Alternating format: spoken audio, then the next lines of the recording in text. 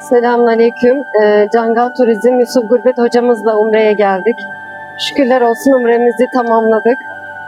Ben buraya gelmeden önce çok yakın bir arkadaşım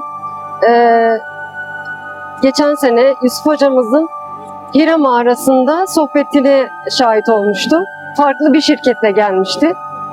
Kendisi bana dedi ki, Sevgi dedi, ben Yusuf hocayın sadece 5 dakika sohbetine şahit oldum. Ve dedi kesinlikle bir dahaki umremi Yusuf hocayla yapmayı planlıyorum dedi. Sana da tavsiye ederim dedi. O kadar çok bende merak uyandırdı ki şükürler olsun iyi ki de Yusuf hocamı tercih etmişim. Benim için çok güzel geçti. Yusuf hocamız ilmiyle, tecrübesiyle her şekilde bizi aydınlattı. Allah kendisinden razı olsun. Herkese tavsiye ediyorum.